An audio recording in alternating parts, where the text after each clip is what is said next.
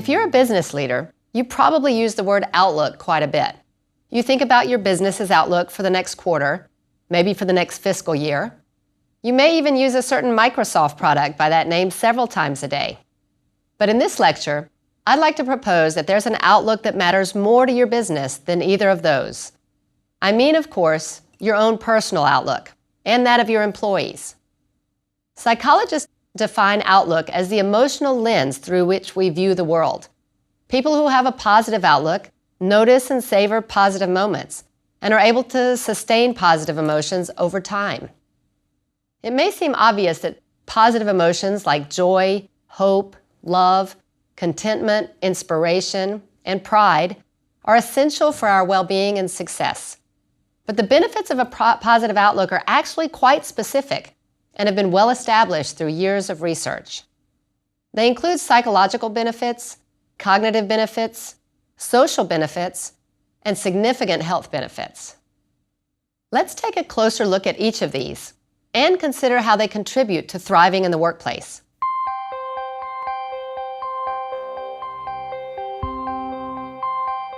Barbara Fredrickson, a leading researcher in positive psychology, has developed a broaden and build theory of positive emotions based on all of the research showing that positive emotions help us to build psychological resources like better mental health.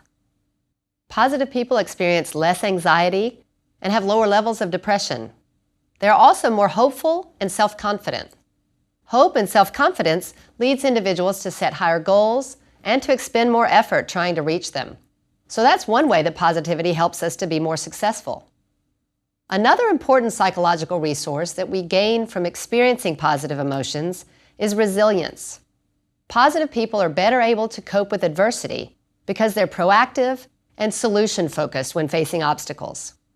They bounce back from setbacks and continue to pursue their goals despite difficulties. Barbara Fredrickson and her colleagues at the University of North Carolina saw this relationship between positive emotions and resilience when studying college students in 2001. The terrorist attacks of September 11th occurred soon after they had surveyed a group of students regarding their positive and negative emotions. The researchers decided to go back to those same students to see how they were coping after the attacks. While they had all experienced a great amount of stress, the students who had been more positive beforehand showed more resilience. They were more optimistic about the future, and fewer of them displayed signs of depression. The second set of benefits we gain when we experience positive emotions are cognitive benefits. Our emotions affect the way our minds work, and it turns out that happy brains are actually smarter. Positive emotions flood our brain with dopamine and serotonin. These are chemicals that help us to organize new information, hold information in our mind longer, and retrieve it faster later on. But that's not all. Positivity also helps us to be more creative. When we're in a negative mood, our minds have a very narrow focus. We zoom in on whatever's causing our fear or anger. Now, this can be useful in helping us to respond rapidly to an imminent threat. When we hear a horn honking, it's in our best interest to ignore everything else and look for the car to see if we're in danger. When we experience positive emotions, our minds work in the exact opposite way. Rather than narrowing our focus, the range of ideas and behaviors that come to mind are much broader. Positive people are more aware of what's going on around them, taking in more information.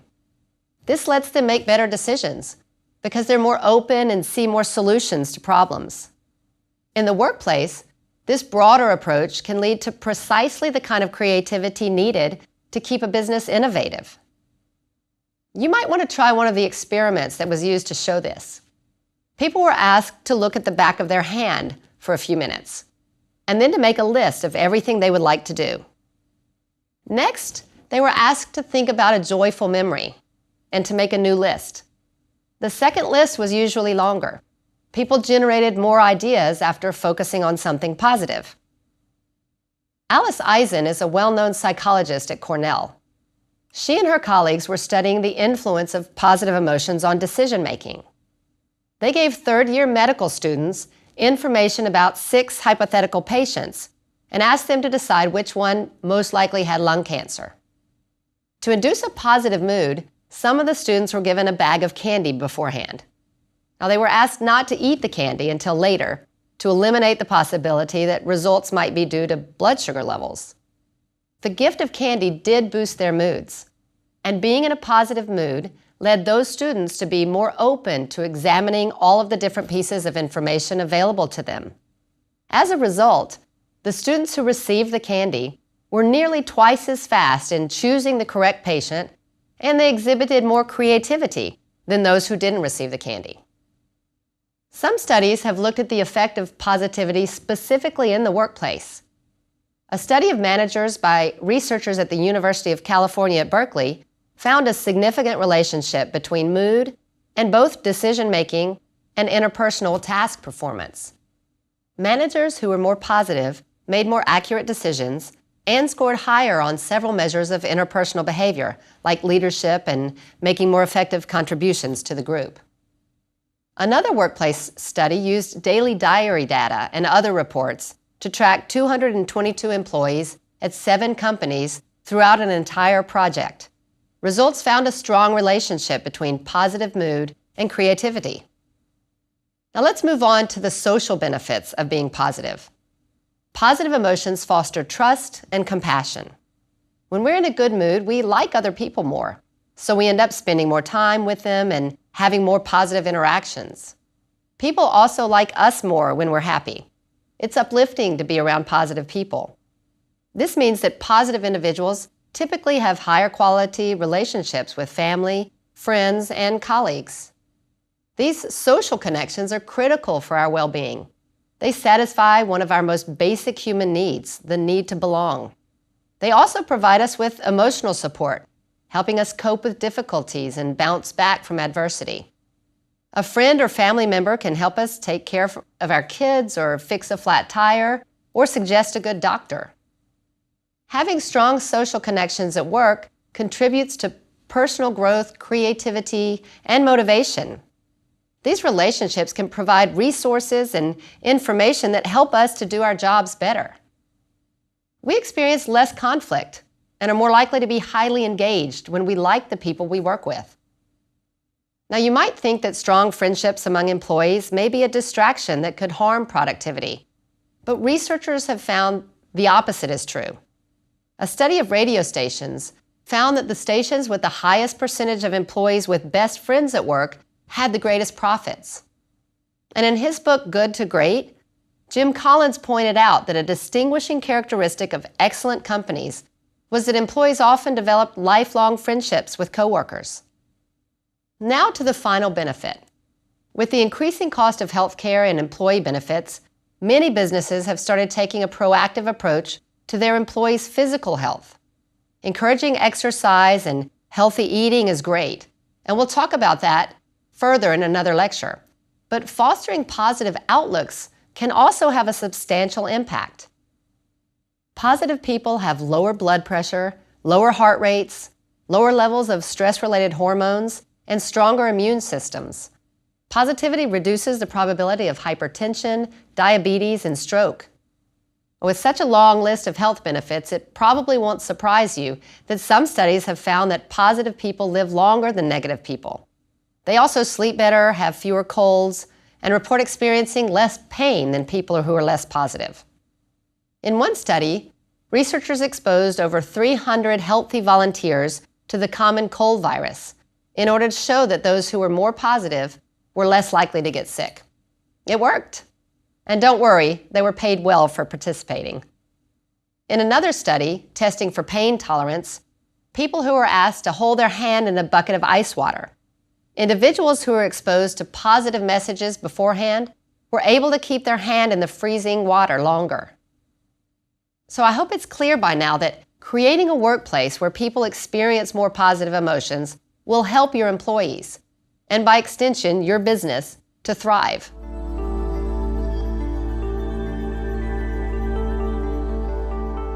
Unfortunately, this is easier said than done. And that's because we all have a negativity bias. Our brain is wired to help us survive, not thrive. So it's constantly on the lookout for potential danger. And this means we pay more attention to negative events and we react to them more strongly. We remember bad times more than good ones. If you have a pretty normal day, but one bad thing happens, what are you going to be talking about when you get home? We even feel negative emotions more intensely. Rick Hansen, a neuropsychologist, describes the brain as like Velcro for negative experiences, but like Teflon for positive ones. Now, this negativity bias played an important role in keeping our ancestors alive. They needed to be constantly on the lookout for saber-toothed tigers. In the modern world, we face far fewer truly life-threatening circumstances. But our brain doesn't distinguish the real threat of a tiger from the potential threat of, say, an email that could bring bad news or failing to meet a deadline. Because these perceived threats are ever present today, focusing on the positive requires an intentional effort.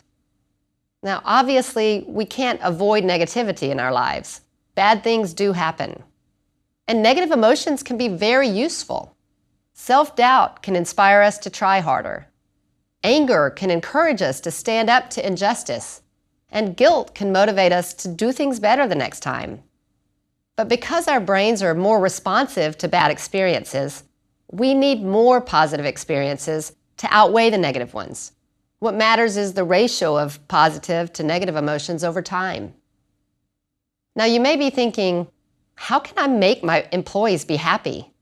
And aren't some people just naturally happier than others?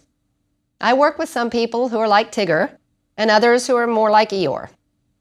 Well, the answer is yes. Our outlook on life is due in part to our genes. Studies show that happiness levels for identical twins are highly correlated, while there's no correlation between levels of happiness for fraternal twins. Researchers have concluded that perhaps as much as half of our positivity is inherited, but that leaves the other half that we can do something about. Much of our outlook on life is a choice. Despite our brain's proclivity to search for the negative, we can train ourselves to notice more of what's positive.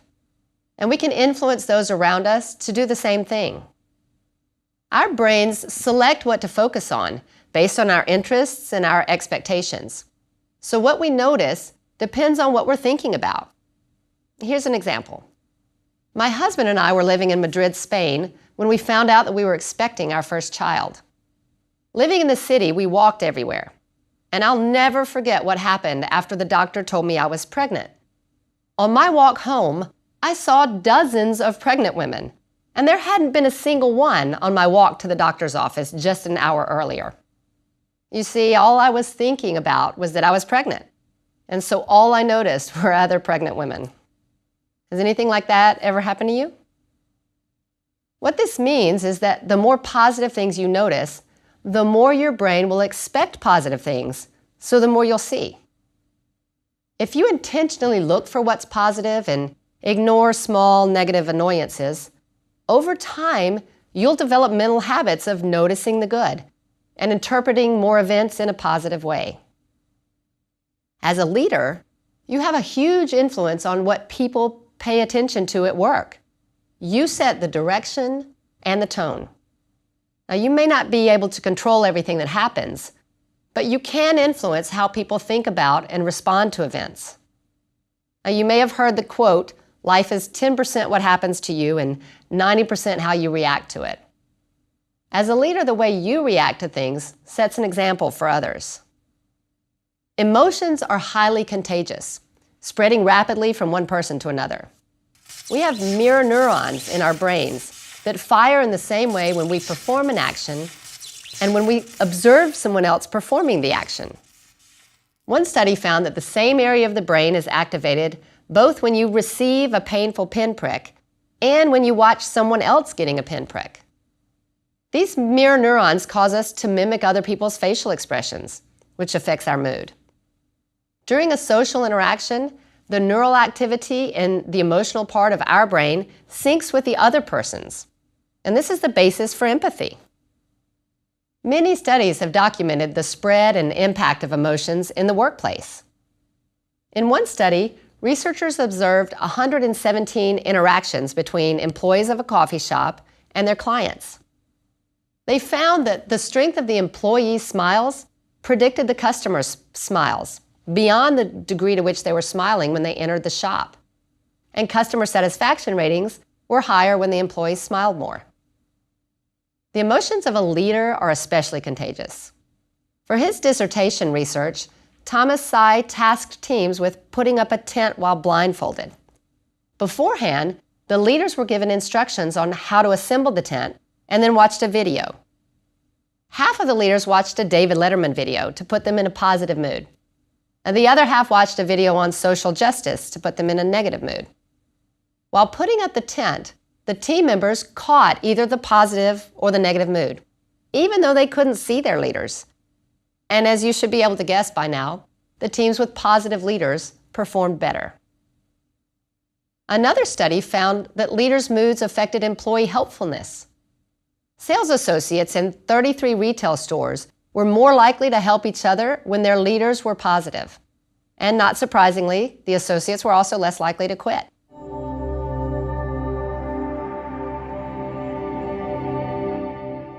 I'd like to turn now to look at some of the practices that researchers in positive psychology have discovered can help you and your team have a more positive outlook. These practices are gratitude, positive reframing, positive priming, and positive influences. Let's start with gratitude. Gratitude is noticing and appreciating what's good. We experience positive emotions each time we think about the good things in life. One of the most effective ways to create a positive workplace is to develop a culture of gratitude. Start by making a conscious effort to notice pleasant experiences and count your blessings. Take time to savor that last bite of chocolate cake, or to recall a happy memory of your family at the beach. Take note of the kindness of others. Celebrate someone else's joy. Help those around you feel gratitude by directing conversations toward what's going well, celebrating small wins, pointing out people's strengths, and sharing success stories.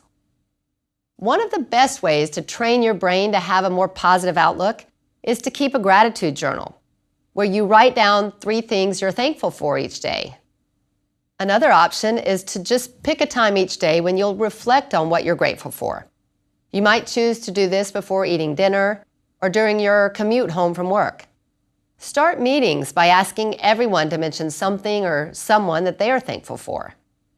These gratitude practices cause your brain to be on the lookout for good things throughout the day. Over time, you'll rewire your brain so that noticing the positive will become a habit. Robert Emmons is the world's leading expert on gratitude, and he's written that gratitude is the ultimate performance-enhancing substance. Gratitude positively impacts employee performance in a number of ways. For one, research shows that gratitude helps people sleep better and longer. Getting enough sleep is associated with more innovative thinking, fewer safety errors and injuries, and improved performance. Gratitude has also been linked to lower levels of hostility and aggression. That means there'll be fewer incidences of incivility at work when people are grateful. One concrete way to foster gratitude in your company is to express it to your coworkers and encourage them to express it to each other. Expressing gratitude inspires people to help one another. In one experiment, Adam Grant and Francesca Gino asked participants to help a student improve a job application letter. When the participants sent the feedback to the student let them know they got the feedback and then asked for help with another cover letter. 32% of the participants helped with the second letter. But when students added, "Thank you so much, I'm really grateful," the number who helped again rose from 32% to 66%. In another experiment with managers, they found that employees who were thanked by their managers had a higher sense of self-worth, enhanced confidence, greater trust, and were more willing to help their colleagues. A second practice that contributes to a more positive outlook in the workplace is positive reframing. Shakespeare's Hamlet said, "There is nothing either good or bad, but thinking makes it so." And he was right. Events themselves aren't inherently good or bad. It's the way we interpret them that determines whether they're positive or negative. If you lose a big client and worry you won't find another one, you'll see that as something bad.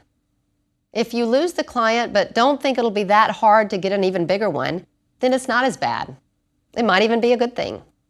Revising what you believe about an event can change your feelings. Imagine you're in a car accident. Someone runs a stop sign and hits you on the driver's side of your car, breaking your arm. How do you view that event?